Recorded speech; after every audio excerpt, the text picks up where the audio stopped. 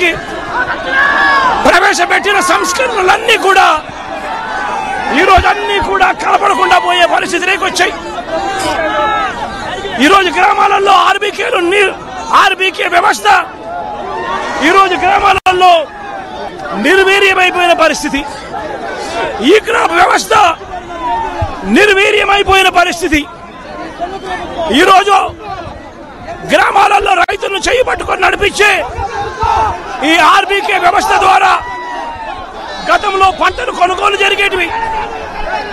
ప్రతి రైతు కూడా ఈ క్రాప్ కింద రిజిస్టర్ చేసుకున్న ప్రతి రైతుకు కూడా గిట్టుబాటు ధరలు వచ్చే విధంగా ఆర్బీకేలో ఈ మాదిరిగా పోస్టర్లు కనిపించేటివి.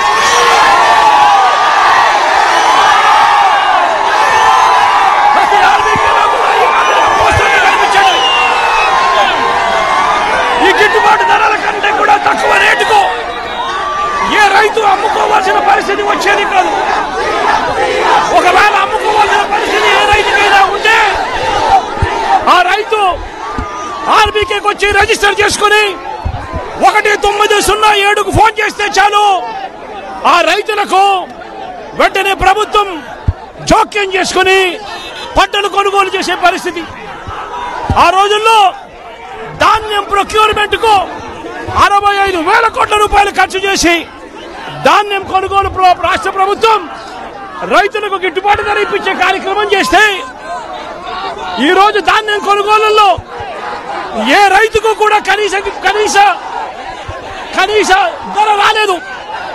ప్రతి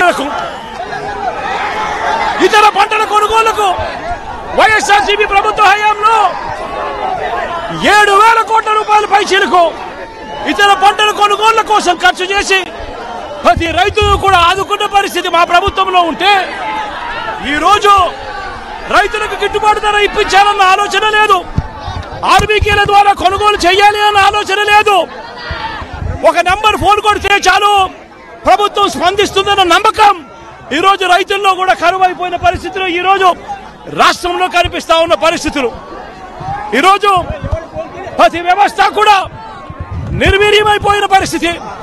ఆర్బీకేలు నిర్వీర్యమైపోయాయి. ఆర్బీకేలో అనుసంధానంగా ఉన్న ఇంటిగ్రేటెడ్ ల్యాబ్స్ ఈరోజు నిర్వీర్యమైపోయినాయి. గతంలో ఎవరైనా కల్తీ విత్తనాలు అమ్మాలనుకుంటే ప్రభుత్వం ఉంది అని చెప్పి భయపడే పరిస్థితి నుంచి ఈరోజు యథేచ్ఛగా ప్రభుత్వం దగ్గరుండి ఆర్బీకేల ద్వారా ఎరువులు సప్లై, విత్తనాల సప్లై ఆపేసిన కార్యక్రమం జరుగుతూ ఉంది. ఎరువుల సప్లై, విత్తనాల సప్లై, పెస్టిసైడ్ సప్లై ఆర్బీకేల ద్వారా పూర్తిగా తగ్గించిన పరిస్థితులలో ఈరోజు ఎరువులు కొనాలంటే రైతులు ప్రైవేట్ బ్రోకర్ల దగ్గర కొనాల్సి వస్తూ ఉంది.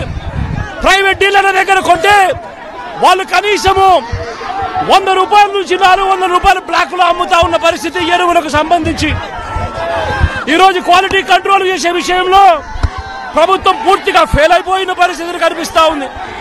నాణ్యమైనవి మాత్రమే అమ్మే పరిస్థితి గతంలో ఆర్బీకేల ద్వారా చేస్తే రాష్ట్ర ప్రభుత్వం ఈరోజు నాణ్యమైనటివి ఏవి కూడా రైతులకు సప్లై కాకుండా ఉండే పరిస్థితి ఈ రోజు రాష్ట్రంలో నెలకొని ఉంది.